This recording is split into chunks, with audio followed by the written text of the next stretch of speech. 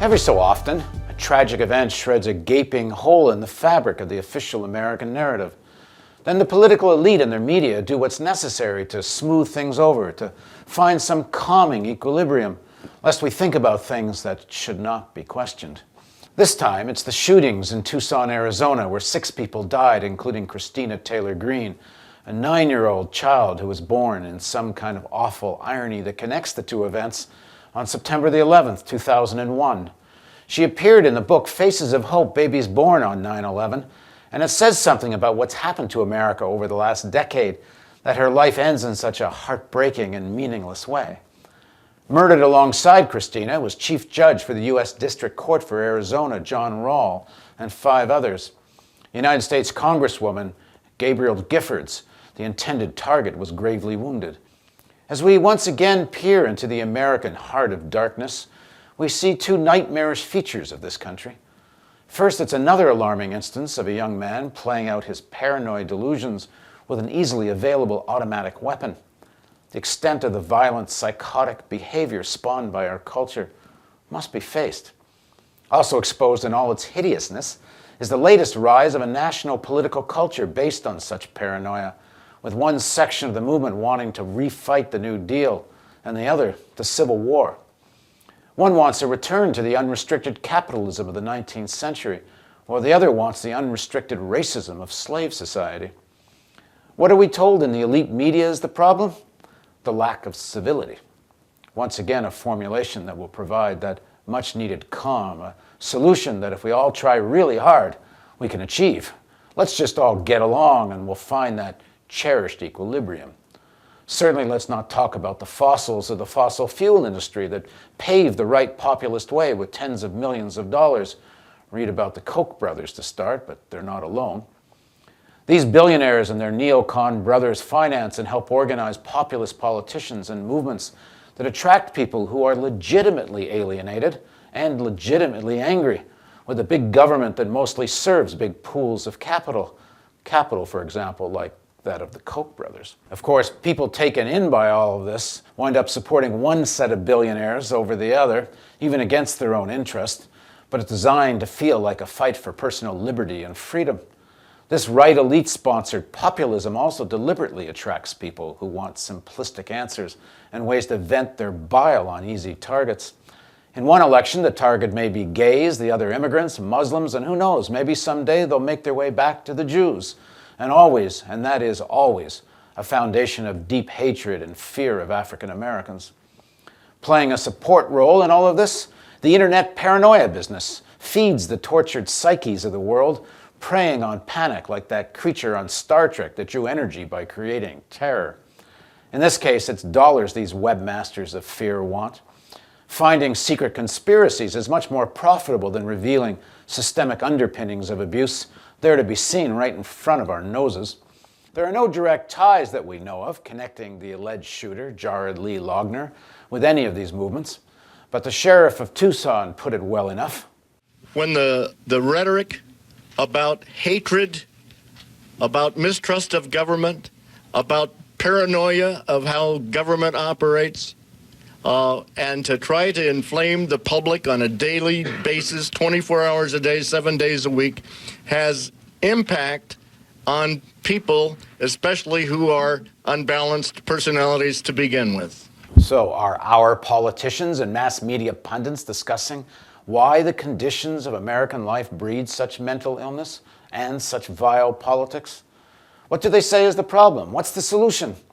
Well, so far the answer is, as I said before, lack of civility.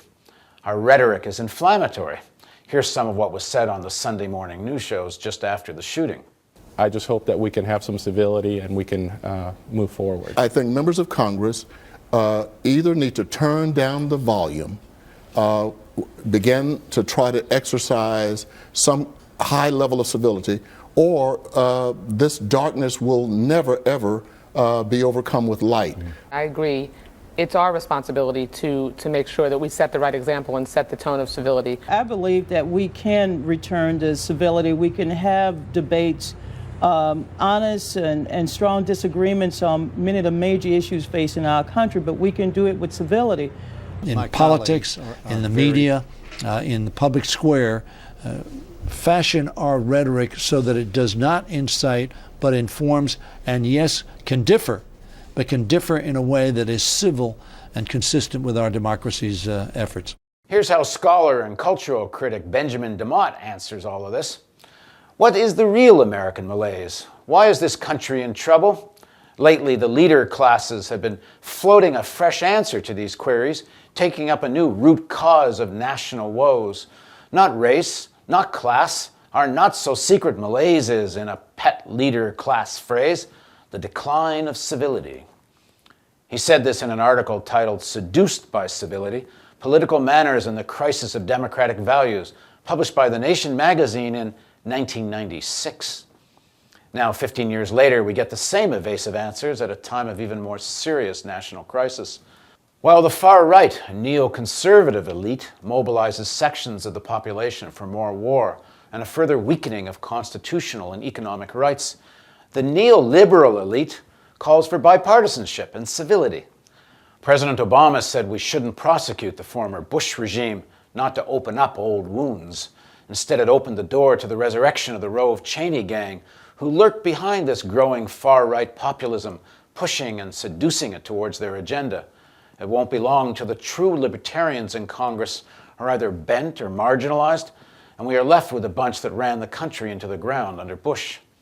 The neoliberal Obama administration's demand for civility and compromise is a clarion call to the whole elite.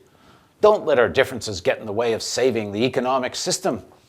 But as his administration works to save the very structures that created the financial crisis to begin with, that enrich the top 2% as even larger segments of the population fall into poverty, his right opponents are preparing his demise, building a movement that will usher in a regime permeated with the kind of bigotry and hatred of government and collective solutions described by the sheriff of Tucson.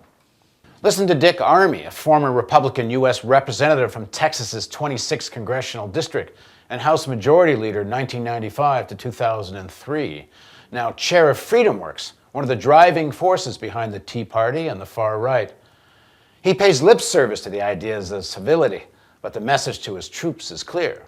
This incident is no basis by which anybody who sees their duty to America to stand down from that duty, but to redouble it, perhaps with a greater degree of caution, and hopefully with a greater degree of civility. We've always wanted that.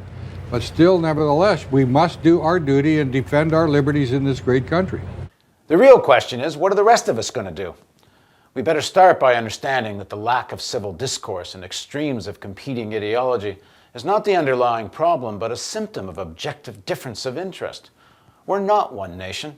There really are at least two Americas, and we're ruled by an elite that can compromise with each other to save the economy or to wage a war, but shows less and less willingness to compromise with working people and the poor. They want us to pay for the crisis, and they want us to be very polite about doing it. Benjamin DeMott put it well. Civility is in fact a theater of operations, the classless society's class war zone.